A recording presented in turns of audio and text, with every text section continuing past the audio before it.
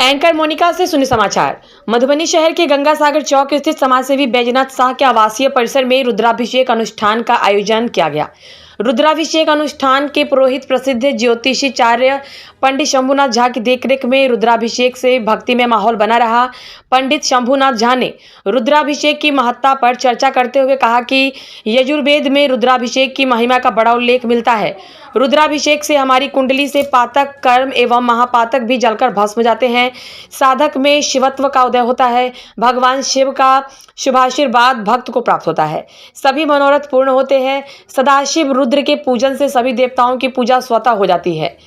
रुद्र हृदयोपनिषद में शिव के बारे में कहा गया है कि सर्वदेवात्मको रुद्र सर्वे देवा शिवात्मका, अर्थात सभी देवताओं की आत्मा में रुद्र उपस्थित है। सभी देवता रुद्र की आत्मा है। शास्त्रों में विविध कामनाओं की पूर्ति के लिए रुद्राभिषेक के पूजन के निमित्त अनेक द्रव्यों तथा पूजन सामग्री को बताया गया है। भगवान शिव की पूजा के कई विधान हैं, उसमें रुद्राभिषेक अत्यंत लाभकारी है।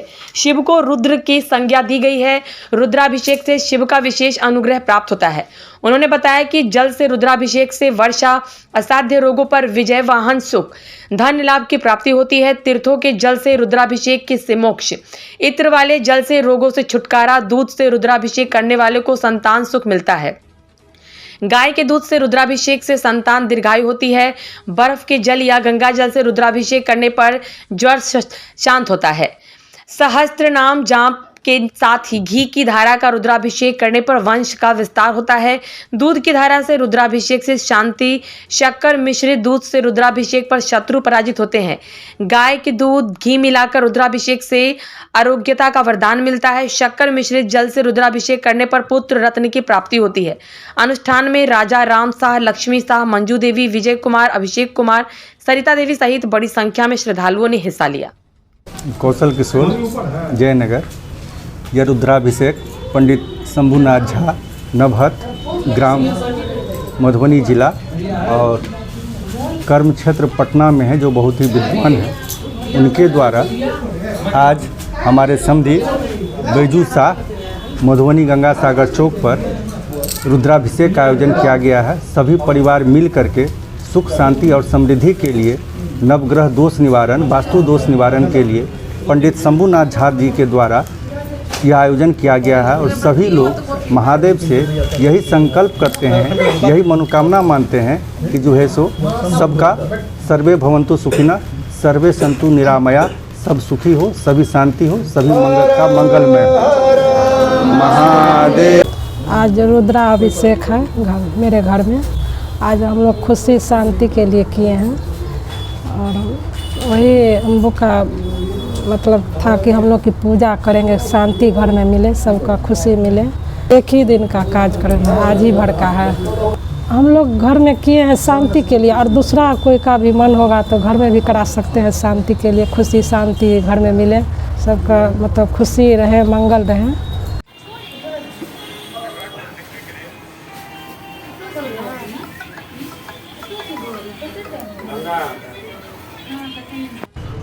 तो रुद्राभिषेक क्या है? तो मूल रूप से तरह तरह से इसमें लिंग का विधान दिया है। तो मिट्टी के ही लिंग से क्यों रुद्राभिषेक किया गया है? तो पृथ्वी तत्व शिव हैं, इसका विशेषण पार्थिव बना है। सोमनाथ से लेकर के घृष्णेश्वर तक 12 ज्योतिर्लिंग हैं, लेकिन तो वहाँ भी देखिएगा ज्योतिर्लिंग के पास मिट्टी का लिंग बना बना करके पूजन किया जाता है, जबकि वहाँ मिट्टी के लिंग का पूजन करने का कोई विधान नहीं है। लेकिन असंख्याता सहस्राणि जे रुद्रा अधिभूम्याम, शिव असंख्य हैं, इसीलिए तो पार्थिव से ही संभव है। तो ये जो मिट्टी के लिंग बना करके रुद्राभिषेक, इससे क्या, रुद्राभिषेक से क्या फ़ायदा है? सबसे पहले वेदी का निर्माण होता है। निर्माण में ब्रह्मा से लेकर के पितर, भूत, पिशाच, काल, सर्पदोष का निवारण हो जाता है। जितने नवग्रह दोष है उसमें निवृत्त हो जाता है। वास्तु का भी पूजन हो जाता है। और शिव जी पर में जल पड़ता है। जल क्यों पड़ता है? दूध क्यों पड़ता है? उन रूप से बिल्वपत्र, बिल्वपत्र शीतलता के लिए पड़ता है, चंदन ज़्यादा भोलेनाथ पर में चढ़ता है, चंदन में शीतलता है। गंगाजल क्यों? तो कहा गया है देव कर्म हो व पितृकर्म हो, एक नदी का जल नहीं चाहिए, अनेकों नदी का जल चाहिए।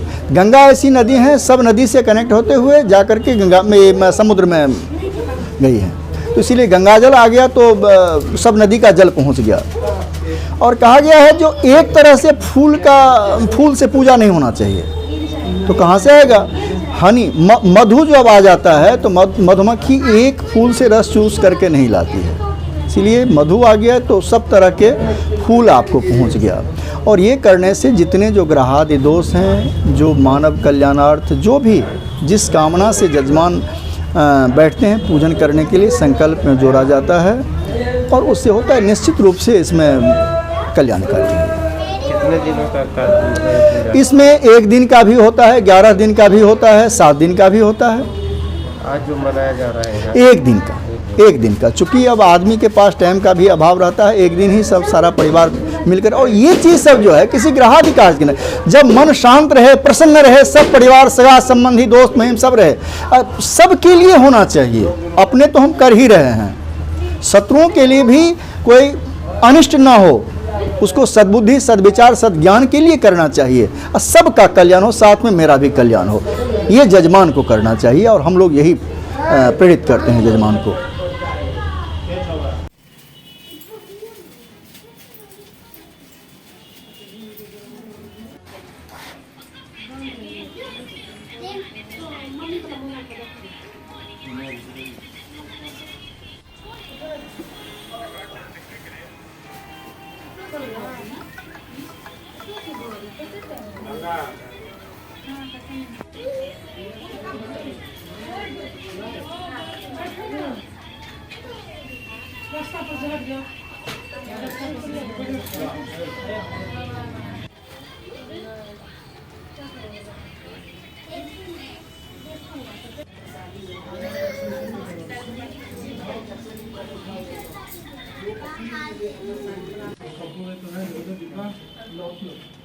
आम के लकड़ी वाले से?